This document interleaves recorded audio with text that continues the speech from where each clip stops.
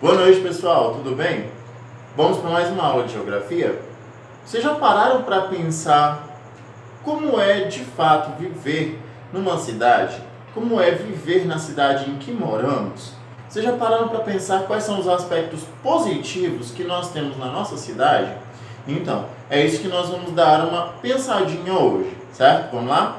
Quero que vocês percebam o seguinte, que nós temos vários conceitos dentro da nossa cidade, dentro de uma cidade, dentro da urbanização.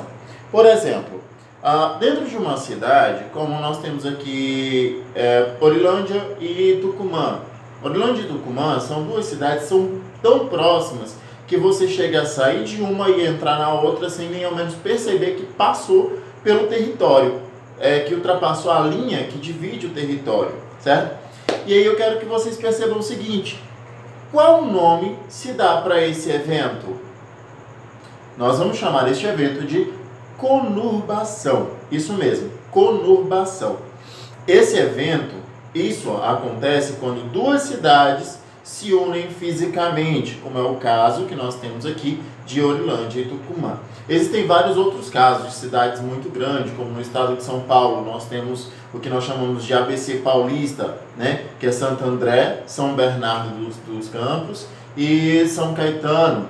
E são 3 municípios que eles tiveram essa conurbação, eles tiveram esse ligamento físico, né? Um outro aspecto que eu quero que vocês parem para pensar aí um pouquinho. O que é uma metrópole?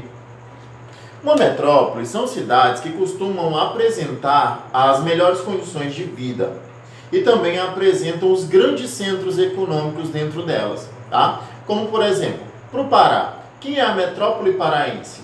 Nós chamamos de região metropolitana, região próxima à nossa capital, que é considerada a metrópole do Pará. Mas quem é a cidade que é considerada como metrópole do Brasil? É a cidade de São Paulo. Tá? Então não esqueçam. Metrópole, metrópole é aquela cidade que vai garantir melhores condições de vida, vai ter os seus principais centros administrativos e econômicos e vai exercer influência sobre as outras cidades. Nós temos um outro termo chamado megalópole. O que é essa megalópole? A megalópole, elas são centros metropolitanos que se ligaram, tá? No Brasil nós não temos nenhum dessa forma. Mas, por exemplo, nós temos Tóquio e Nagasaki no Japão, que são 2 centros metropolitanos que tiveram essa união. E temos também Boston e Washington nos Estados Unidos, que também são 2 grandes centros metropolitanos que também tiveram essa mesma união. Temos ainda o termo megacidade. Megacidade, nós vamos considerar aquelas cidades que têm acima de 10 milhões de habitantes, independente delas serem centros urbanos, independente delas serem centros administrativos e econômicos, tá? O importante é que elas sejam cidades com acima de 10 milhões, que tenham acima de 10 milhões de habitantes. Esse termo, megacidade, foi instituído pela ONU no ano de 1995 para definir essas cidades, essas grandes cidades com mais de 10 milhões de habitantes. Nós temos também outros termos, como quando nós dizemos que uma cidade ela é natural ou espontânea, ou quando ela é uma cidade artificial ou planejada. Uma cidade espontânea, ela pode surgir, como é o caso do nosso município, de Xinguara. Não foi planejado. Foi um município que surgiu a partir do momento em que se houve a necessidade de ligar o município de Conceição do Araguaia a São Félix do Xingu, fazendo a abertura, então, da PA 279. Então, a partir dali, começou a surgir esse município de Xinguara. Alguns operários da estrada que vieram para essa região trabalhar, eles começaram, então, a construir as suas casas aqui na região, dando assim origem ao vilarejo de operários. E desse vilarejo de operários começaram a abrir pequenos comércios para fornecer alimento, fornecer armas, fornecer vários objetos e utensílios que eram necessários para esse pessoal que trabalhava na estrada. E assim foi se formando os primeiros moradores, foi dando surgimento ao primeiro vilarejo do que hoje é o município de Xinguara. Tá? E nós temos ainda a cidade artificial ou planejada. Como cidade artificial ou planejada, nós temos um exemplo, a capital do Brasil, né? Brasília, e também a capital do Tocantins, Palmas, que são duas cidades que foram planejadas no papel antes de serem construídas. Foi organizado o território, aplanado todo lugar e tal. Foi estudado o terreno para se construir uma cidade, tá? Uma cidade modelo, uma cidade padrão. Então essa é a diferença. Quando nós falamos em uma cidade que ela surgiu de forma espontânea, ela vai ser uma cidade como Xinguara, que uma vai surgir a partir do conjunto de o conjunto de moradores, tá? Que vão se unindo e vão começar uma pequena vila, depois essa vila vai se tornando maior, se tornando distrito, até se tornar um município.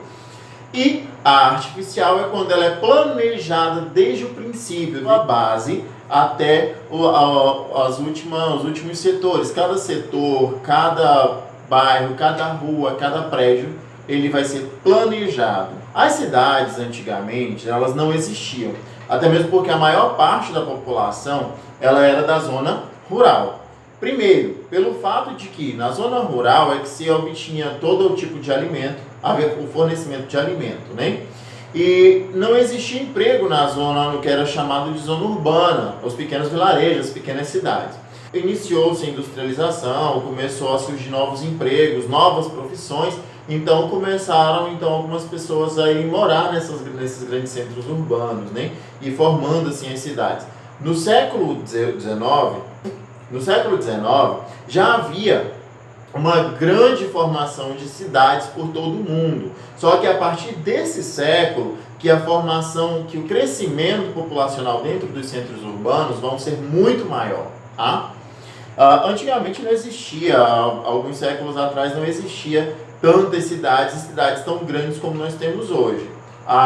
Isso veio com decorrência principalmente da Revolução Industrial.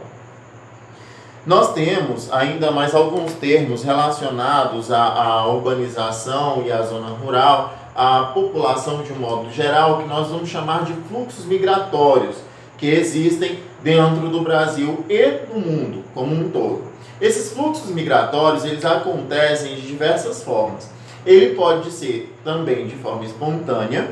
A migração pode ser de forma espontânea, ou seja, eu vou me embora de Xinguara, vou embora do Brasil, em busca de algo melhor, eu vou procurar outra profissão, vou procurar outro país que eu possa viver melhor que aqui. Ok. Ou então, quero ir viver em outro país, ter novas experiências. Ok. Isso é uma forma espontânea. Mas nós temos também as migrações que elas são forçadas. As migrações forçadas, elas acontecem por diversos motivos, como perseguição política, perseguição religiosa, guerras, conflitos internos, guerra civil, tá? Entre vários outros fatores, fome, pestes, pode também acontecer. Fome, peste, além da fome e da peste, pode ser também por catástrofes naturais, como tsunami,